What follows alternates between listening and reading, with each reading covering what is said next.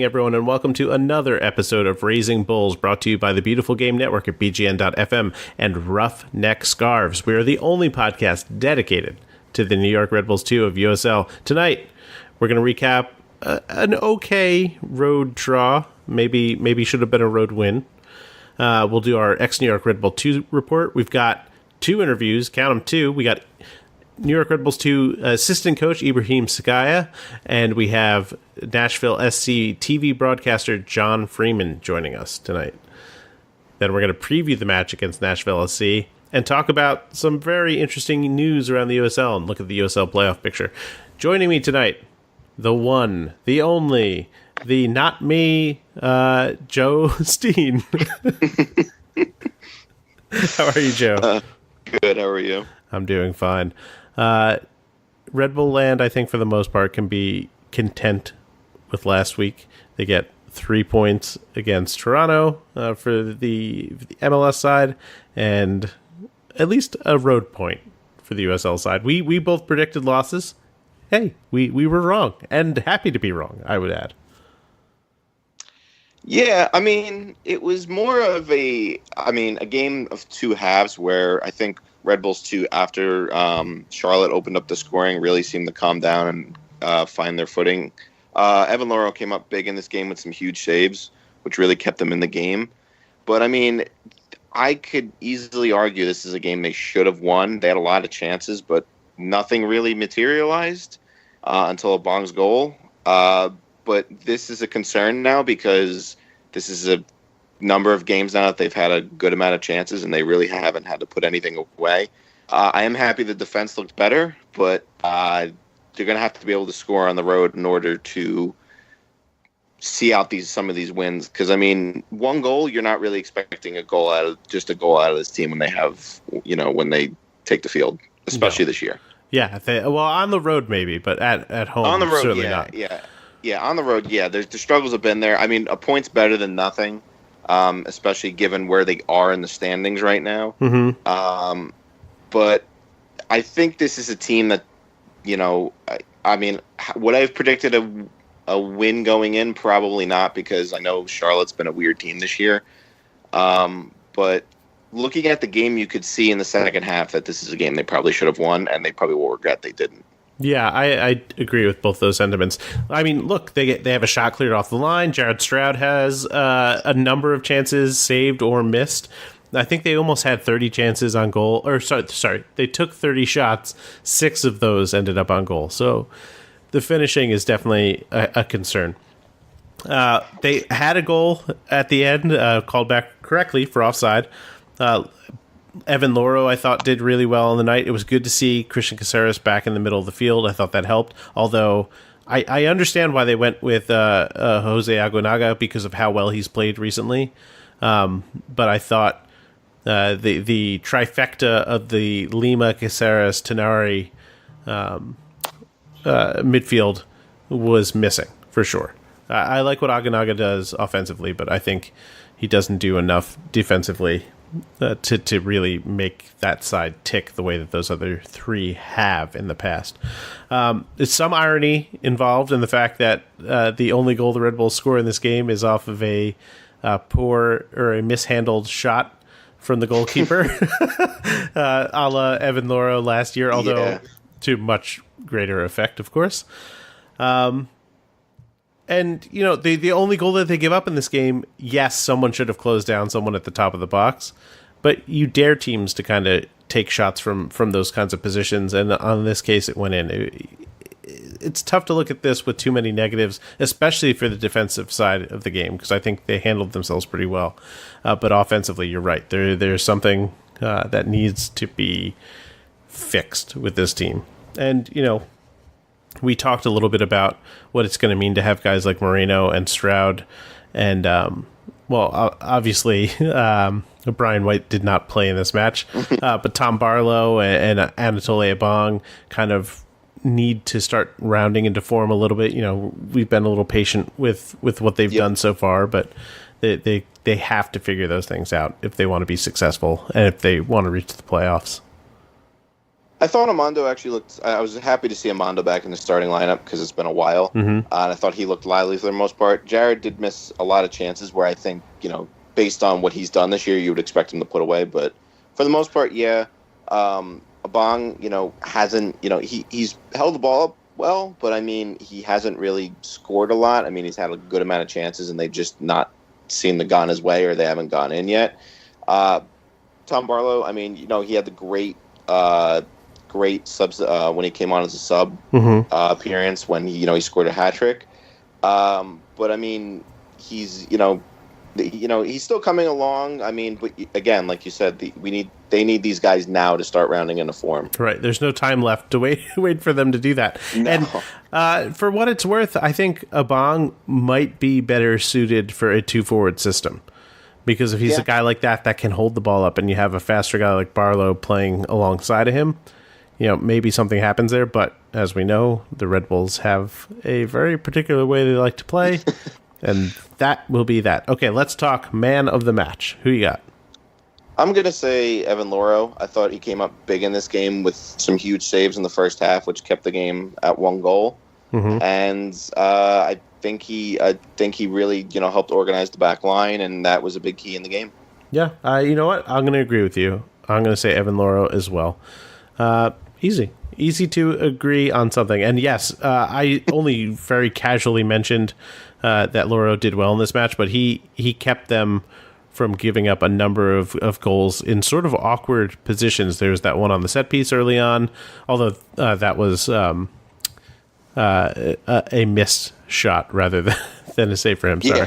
Yeah. But there was the Alex Martinez chance that got deflected that he just got fingertips to help push it wide. The early chance that popped out wide that he was able to save. Yeah, he did a good job, and hopefully he'll continue to do that in the future. Consistency from him this year, I think, has been strong. I don't think he's really had too many bad games. So. No, really not. A lot of the goals that he's had to deal with this year, it's really right. Not. Most of them have not been his fault. 1 on none and such. Okay, let's do our ex-New York Red Bull 2 report. Rafi Diaz, he was at least in the team sheet, but he did not play in either of Sac Republic's matches this past week. A 4-1 win over Tulsa and a 0-0 draw with OKC. Noah Powder, big week for him. He started and played 81 minutes in OCSC's 5-2 win over Salt Lake. Something is wrong in Salt Lake. I don't know what. In that maybe match... it's the lake. Oh, go ahead. I said maybe it's the lake. Yeah, it could be. Too much salt.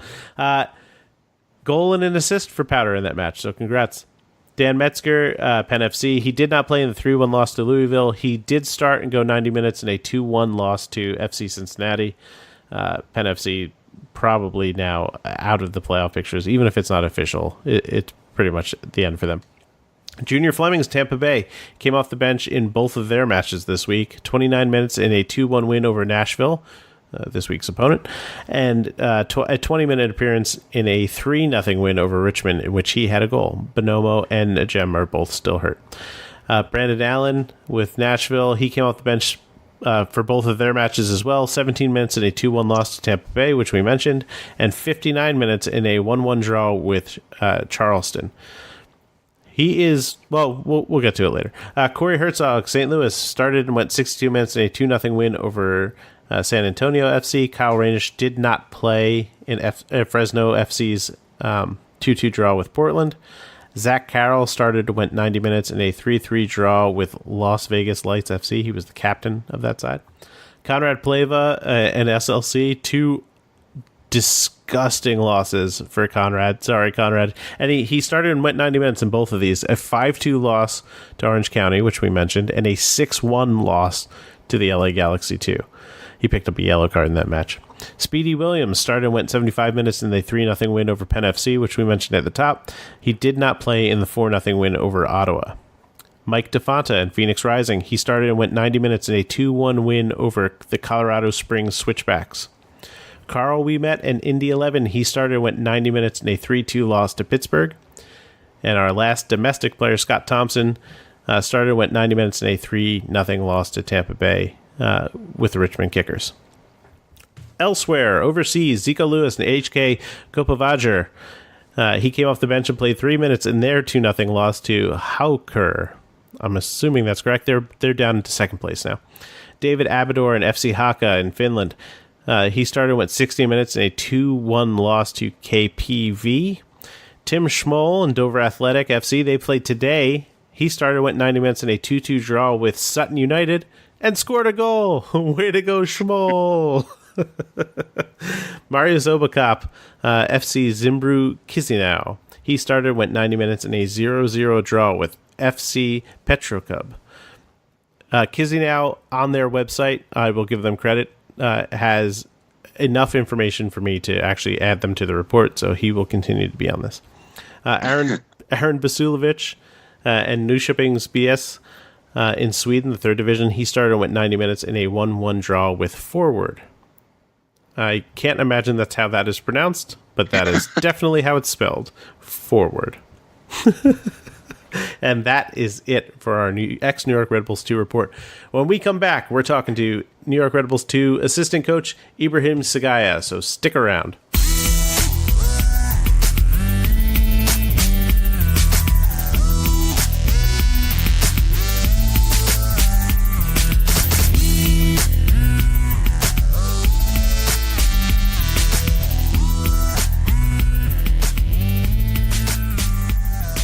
And we're back. We're joined now by former New York Red Bull player and current New York Red Bulls 2 assistant coach, Ibrahim Sekagya. How are you doing, Ibrahim? Yeah, I'm good. How are you doing? We're doing very well. Thank you so much for being on the show. Okay. Let's talk a little bit about the team and maybe the state of the team right now. Defensively, things have been in transition. There's been, peaks and valleys, and I think a lot of that is what you expect with a young team. But I just want to get your take on where they're at right now with the playoffs looming. Yeah, we are not in the bad spot. I think we are in the good spot. We just remain with 4 games left. I think those are the most important games with the end of the season now. We just, with our guys, how the team, how we build the team, we try to build them up.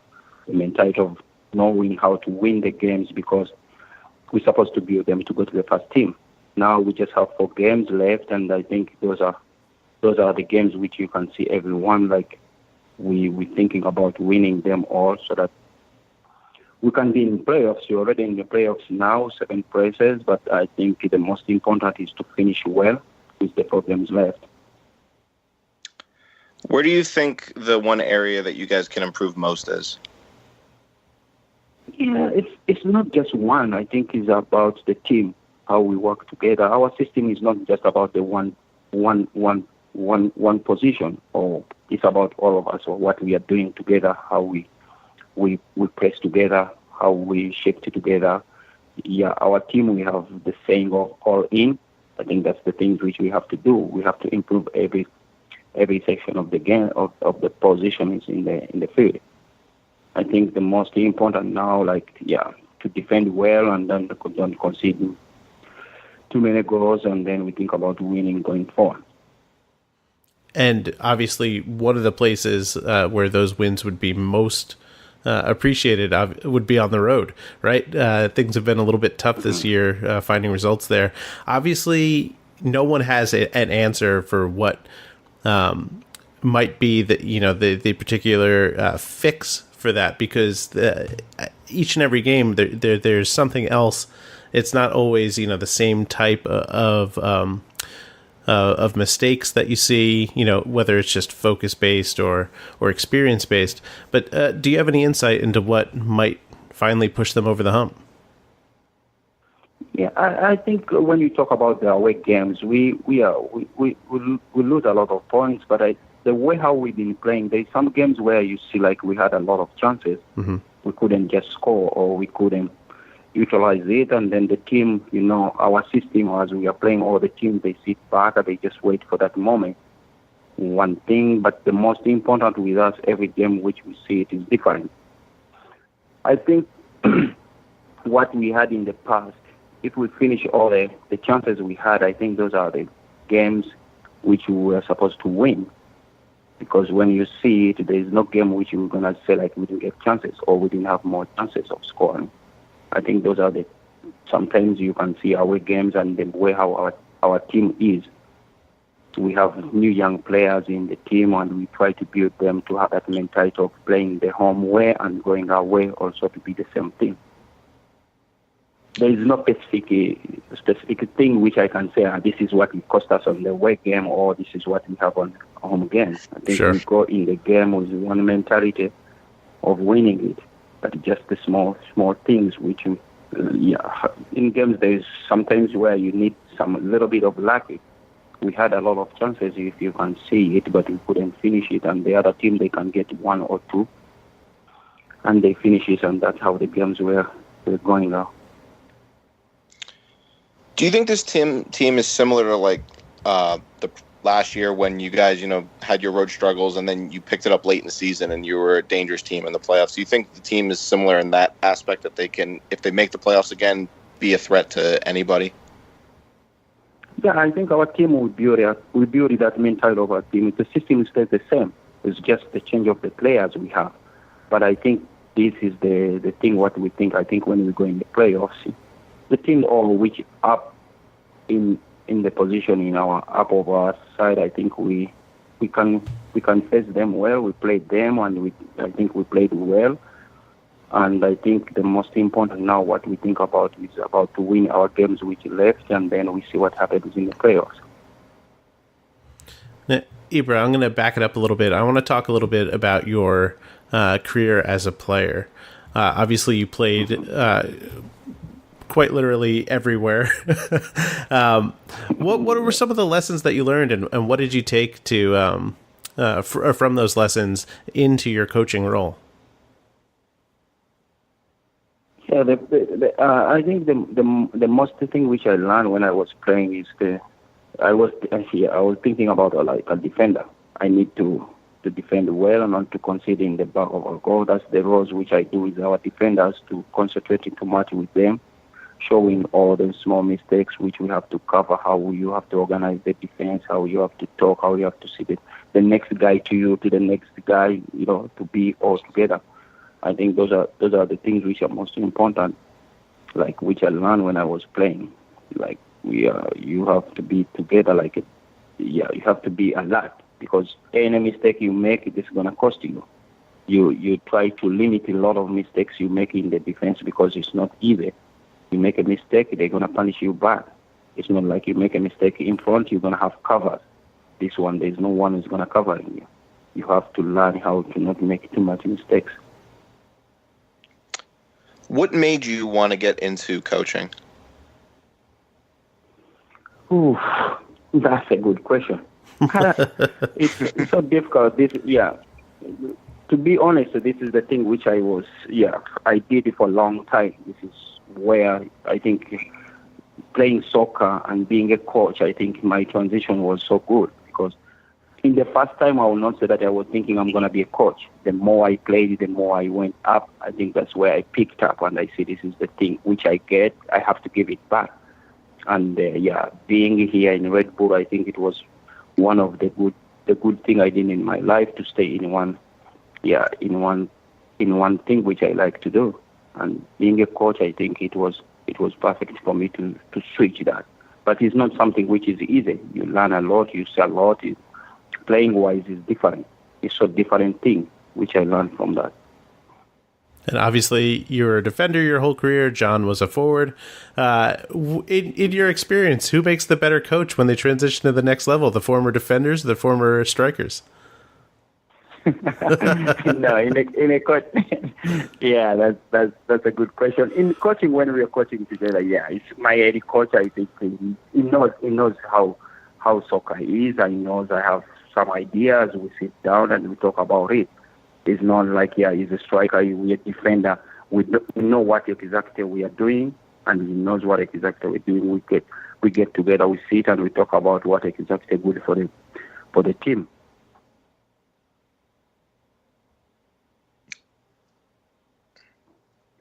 Joe? That's all I got. Okay. That's all I got. All right. Well, Ibrahim, thank you so much for coming on. Before we let you go, we're going to subject you to the infamous lightning round. Are you ready? No, I'm ready. You don't have to brace too much. It'll be okay. Okay. First, popcorn. Yes or no? Yes. Marvel or DC? Marvel or DC? Yes. Wow. None. Okay, fair. Okay. Star Wars or Star Trek? Star Wars. Favorite team to play as in FIFA? Barcelona. That's my favorite team. Fair, very fair. Who is the least funny Red Bull 2 player or staff member that thinks they are funny?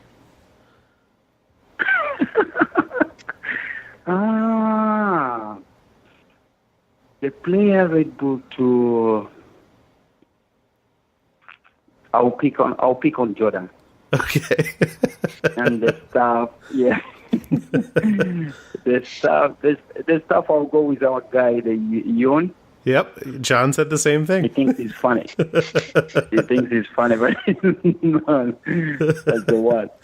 Oh, that's excellent. Yes, it shows the unity in the coaching staff that you and John picked the same person.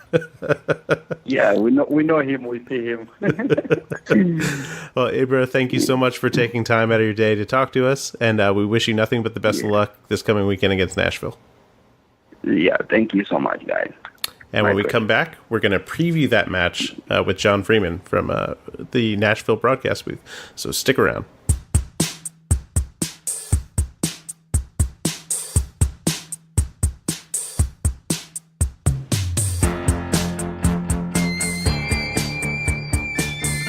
And this super-sized show rolls on. We are back now with John Freeman, Nashville SC's TV broadcaster. John, thank you so much for joining the show.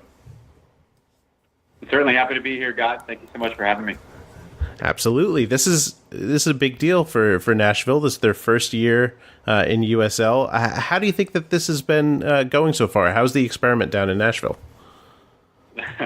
Well, it's been a success really since day one. You know, you go all the way back to the home opener, which, you know, looking at the USL season feels like an eternity ago. Yeah. It was in Nissan Stadium, which is where the Tennessee Titans are playing now. Since football season has begun, and you look back all the way in the season, back in March starting, and here we are almost approaching October, and Nashville's still in the hunt for the playoffs. So from a actual soccer on the field standpoint, you know, to be in the hunt for the playoffs this late in the season and an inaugural season, the answer to your question is it certainly has been going very well. And then when you look at off the field, you look at the attendance. I was referencing that first game. You know, there's nearly 20,000 people at that game. We played another game at Nissan Stadium, and there's nearly 20,000 people in that game. They've sold more season tickets for a club launching its inaugural season than any other USL team in history. So when you put together the fact that Nashville has positioned itself for the playoffs, and this city has absolutely adored the team from the first time it saw it in a preseason friendly in February against Atlanta United, I think it's a pretty safe conclusion to say that the season and the launch of this club at the USL level has gone really to the script of everybody's dreams. Now, you mentioned the playoffs, and they're only a point out of the playoff spot. Obviously, they're playing Red Bulls 2 this weekend. What do you think the biggest area of improvement this team needs to improve on?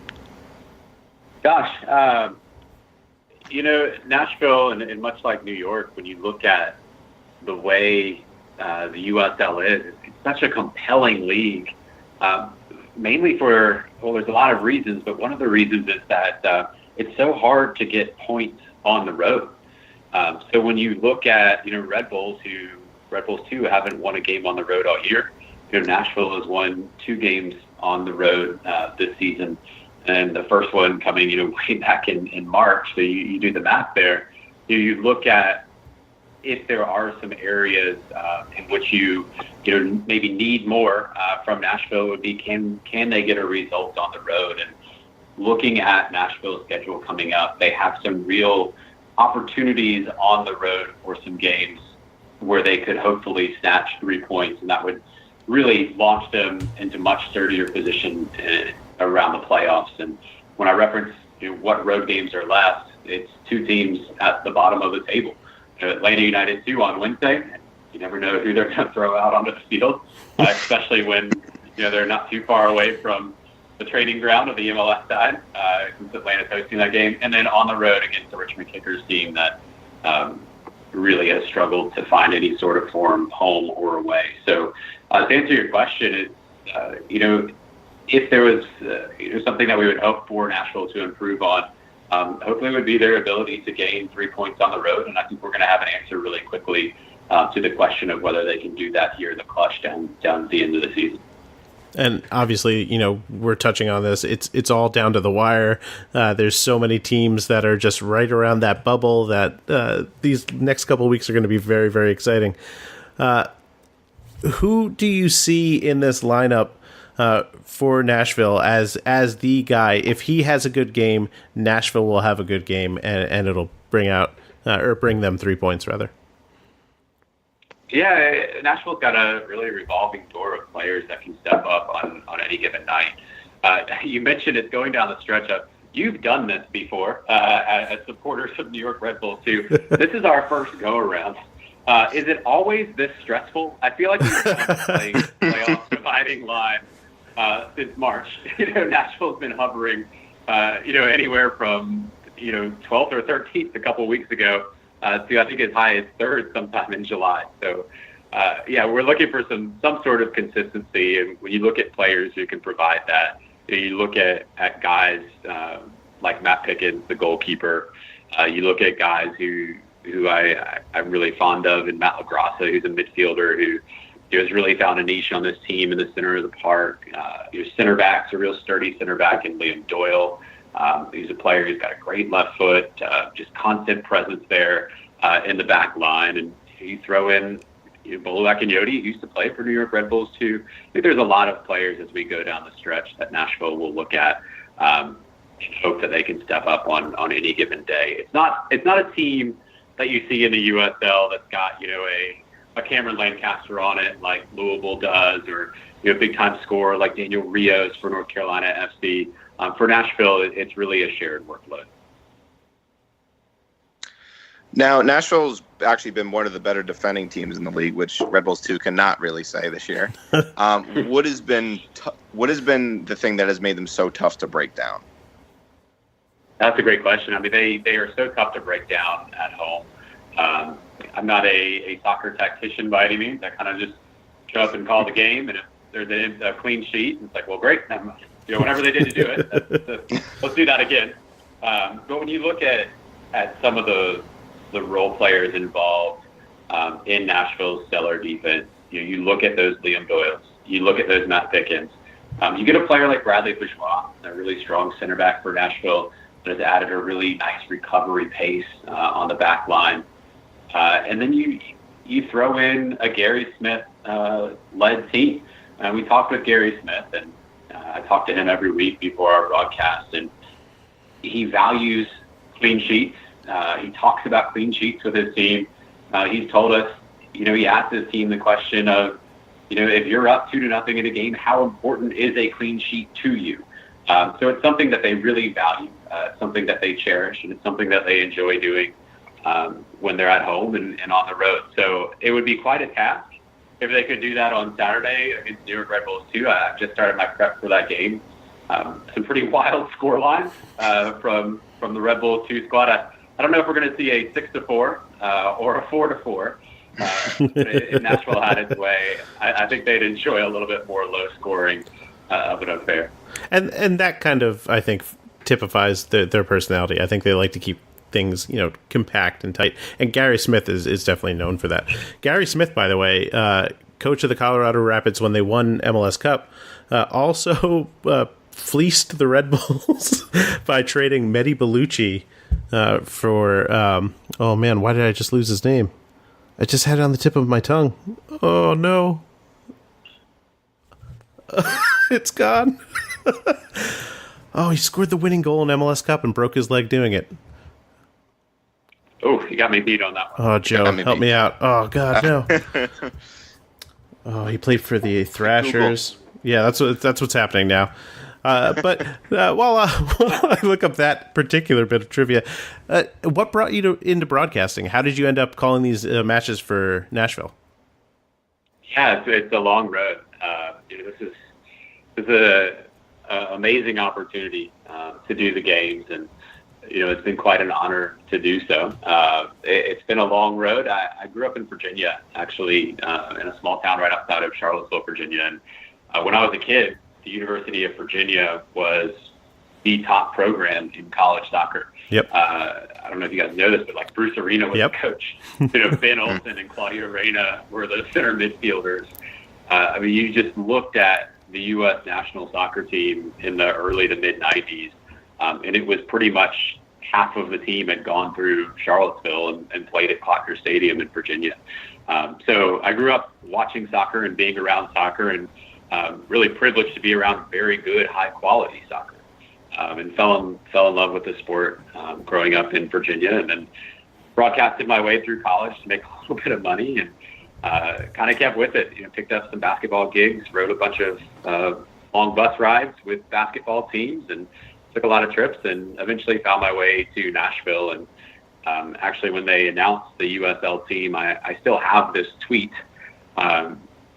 The general manager, Chris Jones, I had watched the press conference that day, and I actually tweeted a Twitter message to him saying, like, hey, I'm here. Here's my website. I'm a broadcaster.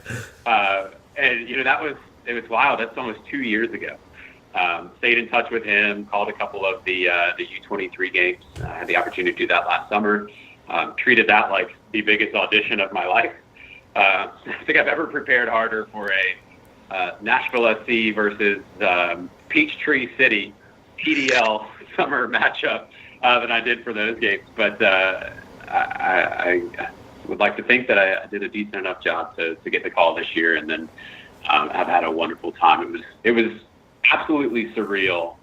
The first game that we did, it was a television broadcast of a preseason friendly, and it was against Atlanta United. Yeah, I remember that game. That was an exciting game. Yeah, and I remember making the broadcast board. So if you guys have ever been to a broadcast studio or a broadcast position for a game, you'll see the broadcasters. It's like this big thing in broadcasting. It's like, what does your spotting board look like? And in my case, it's a real complicated Excel sheet that goes on stickers, and those get placed in boards. But there was this big moment where I created the roster, and I created this sticker, and it was like Brad Gazan, Darlington Nagbe, and all these big-time Atlanta players. Like, this is actually happening. Joseph Martinez, these massive, colossal figures in the American soccer scene for the last 10 years, or Martinez's case for the last couple of years. So there's never a day where I walk into the field and not in awe of the position that I'm in, and thankful for it. Yeah, I believe I can't remember who the player was who had the chip in that game, but it was a nice goal to get the first goal in Nashville history. Yeah, that was a player that the New York Red Bulls too are quite familiar with, because he has the only goal for Nashville in that opening game. There you go. The first meeting, it was Rapapa Mensah. There you go. Yeah. I remember Rapapa Mensah now. Yes. Yeah, real young striker. The player that I could not think of before was Makumba Kanji. Geez, I feel really silly for not being able to come up with that. Anyway, John, Wikipedia for everything. Before we let you go, before we subject you to the lightning round, we have to get. Oh boy! Oh wait, can you give predictions on matches that you're calling the broadcast of? Oh gosh, no, I don't think I can. Okay. I want to happen. We'll go 7-6. There you go. I love that. Okay. All right, now we're going to subject you to the lightning round. Are you ready? Yes. Okay. Good. Popcorn, yes or no? Of course. Marvel or DC?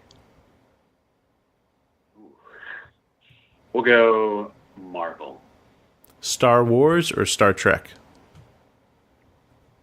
Oh, definitely Star Wars. Favorite team to play as in FIFA? Oh, see, I'm that guy that gets the 3 stars with the really fast forward, and then tries to get somebody really, over the top, like Lofted through ball. Yeah. LB1. Yeah, lofted through ball. Find the guy that's got the 95 speed. That'll make up for the lack of skill on the trigger button. There you go. And if you were on death row, what is your last meal? What is my last what? Meal.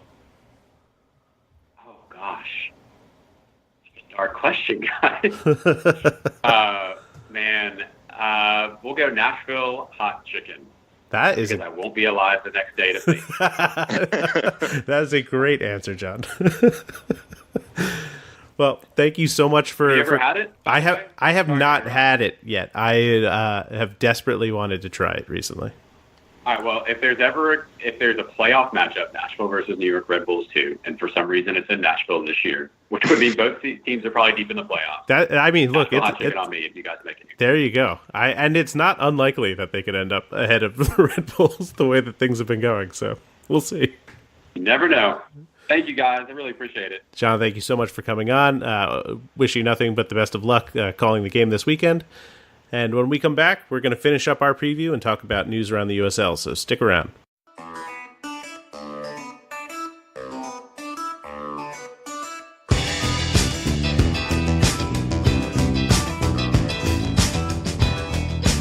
And we're back with our final segment of this super-sized show.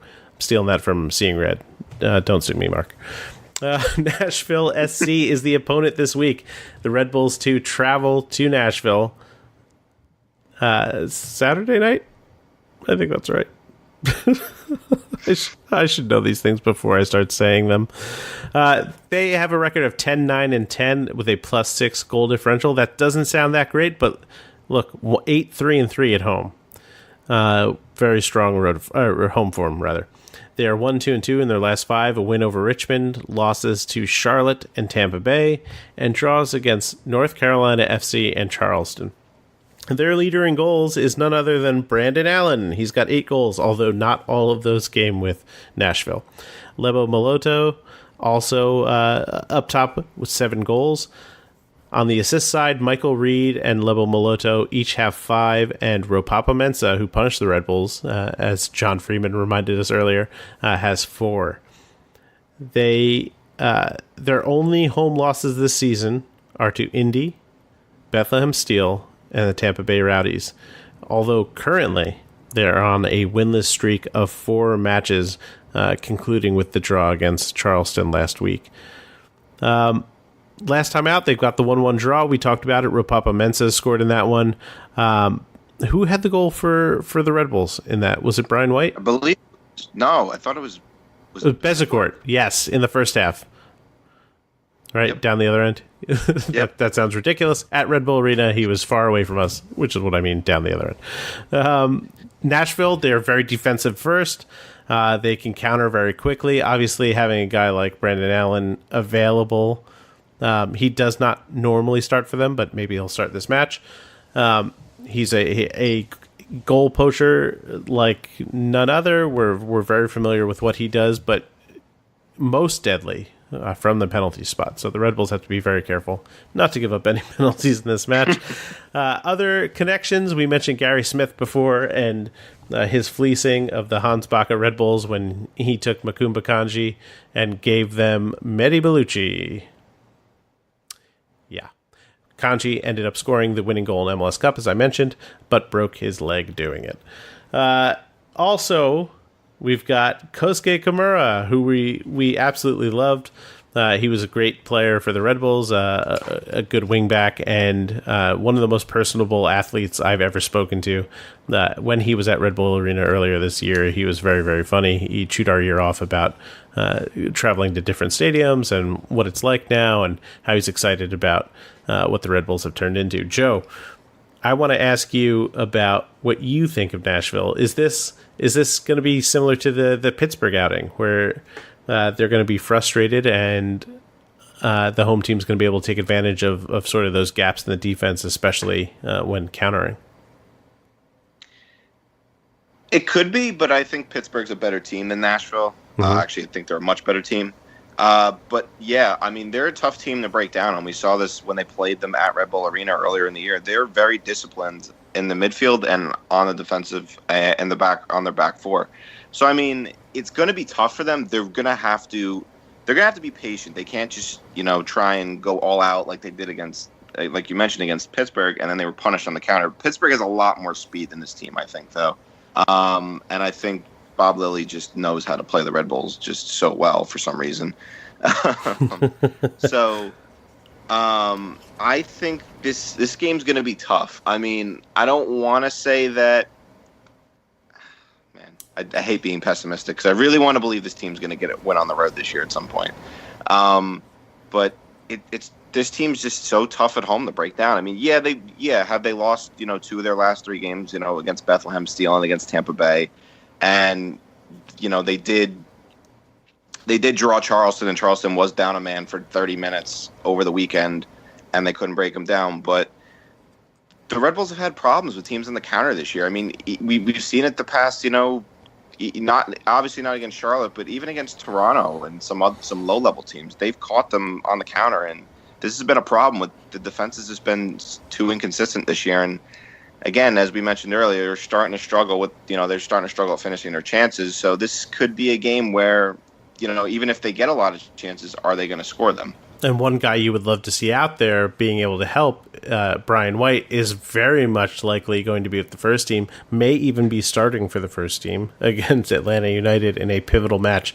So, I think this is going to be one of those hold on to your butts type matches. Obviously, a loss here would be, I don't think...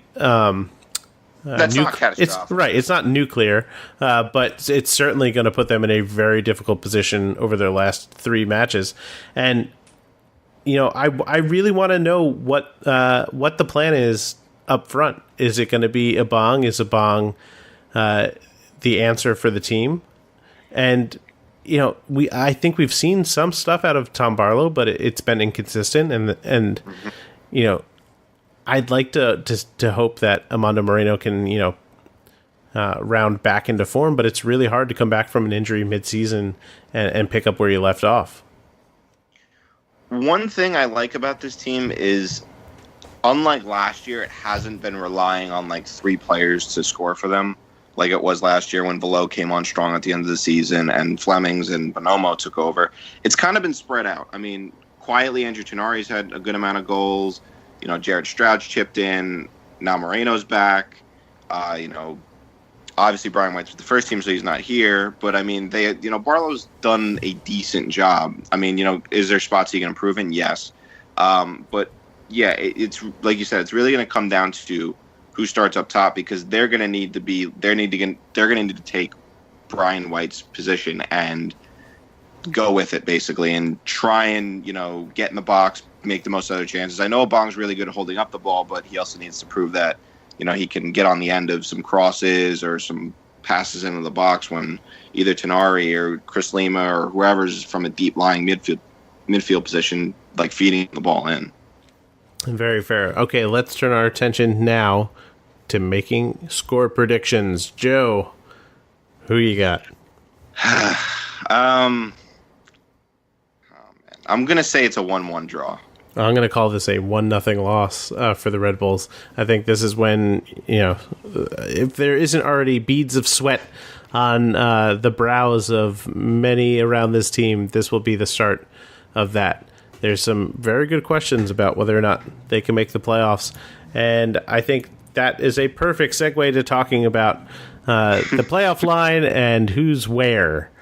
Okay, so the bottom 3 teams in over the playoff line, rather. Indy 11, they've got 45 points, 30 matches. Red Bulls 2 in 7th place, 42 points, 30 matches. Ottawa Fury, 41 points, 31 matches. Okay, those are all above the line.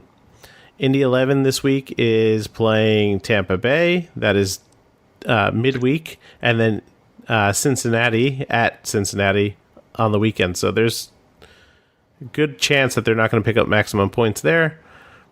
The Red Bulls 2, obviously we know they're playing Nashville. We don't have to talk about them. Ottawa Fury are playing Toronto. That should be an easy win midweek. Although, who knows with this league. know. And then a very tough match against another team, within striking distance with Bethlehem Steel. I don't know about TFC 2 win, because TFC's been, I don't know. They are 3-22-4. Yeah, but they also came into Montclair and drew Red Bulls too. That's true. So I mean, they've I don't know. They might be up for that one. But I mean, the Bethlehem game this weekend is crucial. That's a crucial game for both teams, because if Bethlehem wins, they pretty much distance themselves from the bottom three that are just over the line, because they do have 31 games played and 45 points. So they do have a game in hand on both Indy and Red Bulls too.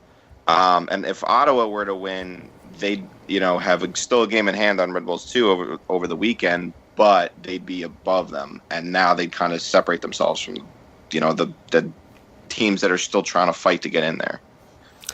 Okay, fair. And just below the line, North Carolina, 29 games played, so they've got 2 games played, or 2 games in hand on Ottawa, and tied on 41 points. They do not have the wins tiebreaker in their advantage, but their goal differential is they're plus 11, Ottawa's negative 11, so look out, Ottawa. Tampa Bay just below them. Oh, wait. Let's talk about North Carolina. Sorry. They are playing Charleston. That's a tough match for them. Tampa Bay, they're at 30 matches played, 40 points. They've got Indy 11 midweek, which we mentioned. Then Atlanta United. Both of those matches are on the road, which we know Tampa Bay hasn't been particularly good on the road, but those are both winnable matches, I think, for them. Indy 11 maybe less so. Tampa's been playing actually really well of late too. So yeah. I mean, they've got 4 wins in their last 5 matches. They are 4-1-0. Their only losses to the Battery. They beat North Carolina. They beat Atlanta once. They beat Nashville. They beat Richmond. So they're in a good spot. Nashville, we know they're playing the Red Bulls. I don't think they have. Oh, they do have a midweek game against Atlanta. So by the time the Red Bulls play, they may already be behind Nashville in the standings, and possibly Tampa Bay, and possibly North Carolina. Is that right? I'm looking at too many of these things. Pro tip for the USL standings: if you are using their drop downs, after doing it for a short amount of time, they time out and they stop working. Okay, hold on. Let's see. Yes, so North Carolina, Tampa Bay, and Nashville can all be above the Red Bulls at the start of the weekend. That's a really, really tough place to be in. They would be 1 back of Tampa Bay and Nashville if they both win their matches, and possibly 2 back from North Carolina if all 3 of those teams win. Tough times ahead. Charlotte's just behind them with 37 points, and Penn FC, as we mentioned, 35 points. I think they're pretty much out of it. The only 2 teams who have clinched a playoff spot at this point in the East, which this is insane to me, are Louisville and Cincinnati. Cincinnati, we can give them props for equaling the Red Bulls 69 points in 30 matches. Congrats. 2 claps. No. Out west, 5 teams have qualified for the playoffs and are going to make it, which is crazy to me. There's only 3 spots up for grabs there. And really, that comes down to 1, and there's really only 1 other team that's a legitimate challenge.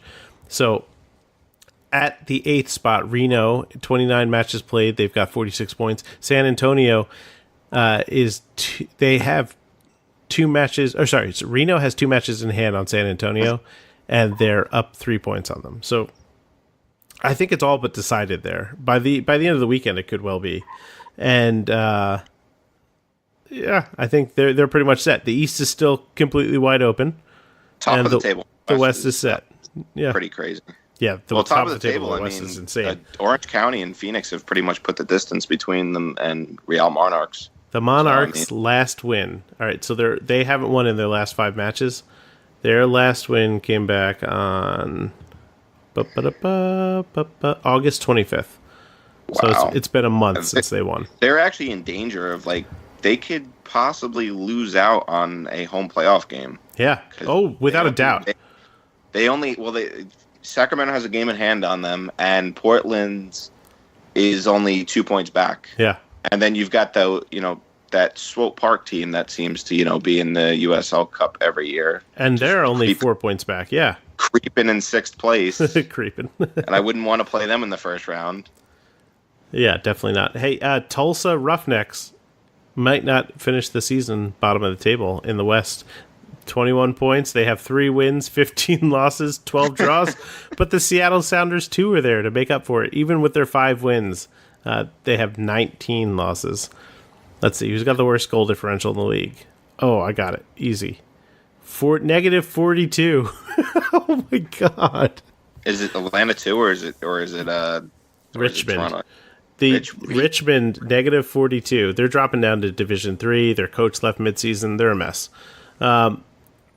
So in order in the East, the worst goal differential. No, it is Toronto. Toronto's negative 43.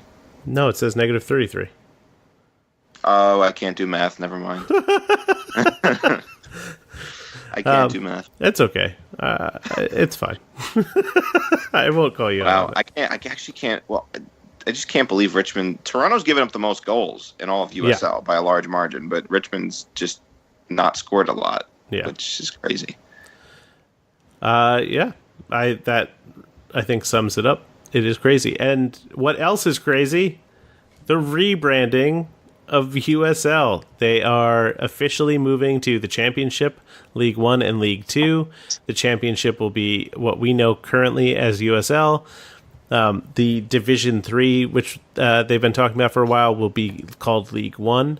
And the PDL will be called League 2. And ultimately, they said that this is basically the sowing the seeds that may one day become promotion relegation in the U.S. You have to gasp when anyone says that.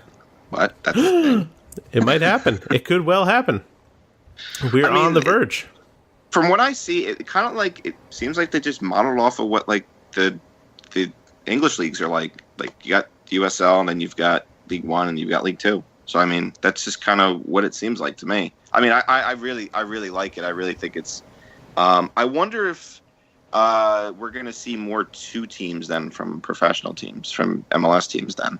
That would be a smart move. Even if they put them down in the PDL, just get players out there playing matches. They need them. I mean, say, you draft a guy in the super draft and you don't think he's ready. You could just see, put him down in one of the lower leagues and see if, he does well. I mean, that's the one thing that came to my mind when they announced this was I thought, a lot of these MLS teams don't really have 2 teams or, they have academy teams. They don't really have 2 teams. Are we going to see more of that? Well, I mean, they're on the verge in some places. DC's about to get one. We know New York City's been circling one. So, maybe. It would be a good thing, I would think. Our colleague, Anthony Merced, thinks that this might be the beginning of USL trying to challenge for superiority in the U.S. in terms of league structure. Even though they're saying they're positioning themselves under MLS, do you think USL is looking to take on MLS?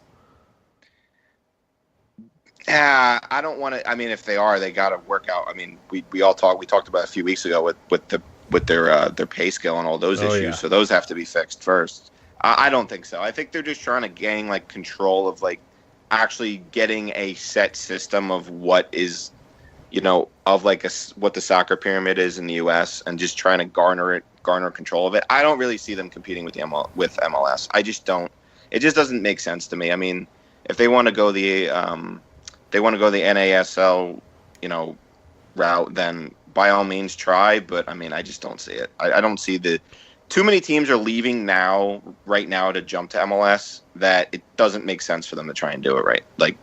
To make in the near term, you mean? Yeah, exactly. Yeah. It doesn't make sense for me. Okay, and then obviously the most important question I have for you about all this: what do you think about the logo?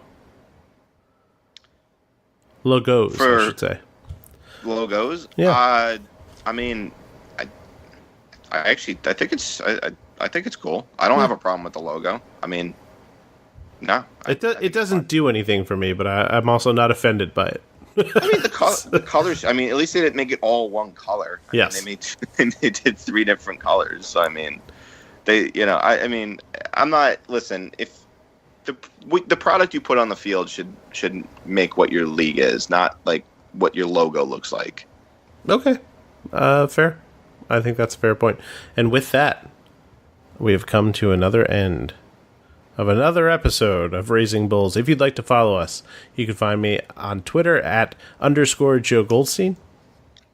I am at JSteen15. And if you'd like to follow the show, and we hope you do, we are at Raising Bull Cast. That's one bull, Raising Bull Cast. And of course, what the heck just happened? Of course, that's on Twitter, as we mentioned. You can also follow us on Facebook.com/RaisingBulls. You can go to RaisingBulls.com, where we have all of our episodes. You can even write to us there at questions@RaisingBulls.com. That's questions@RaisingBulls.com. Where can they write to us? Questions@RaisingBulls.com. You were supposed to jump in there, but that's okay. It's fine. I mean, you usually ask like, where can they send them? And I'm usually just chime in. I mean, I'm not going to try and make the mistake like I did the first time. My sister just, sorry, I was somewhat distracted. My sister just sent me, it's animated junction box. Oh, this is great. I'm a big fan of Halloween. Anyone who doesn't know, I love scary things. It is a 20-inch or 28-inch high voltage junction box with electrified cable. So it's just, it looks like a junction box and the cables dance around. That's fantastic. I encourage all of you to go out there and get something like that to freak people out. Or go watch the holiday movie. Season. Yeah, go watch Halloween. That looks so good. We're getting off topic, but that's okay. You can find us at iTunes, Stitcher, Google Play, Spotify, wherever you get your podcast. Find us, rate us, review us, follow us, whatever other things that you can do to help the show, we very much appreciate and would love. Hashtag Merced in. I'm working on that image, Anthony. You can't tell me it's my fault anymore. I'm doing the face turn, but you have to show up to this. Anthony makes me laugh more than like anybody like that.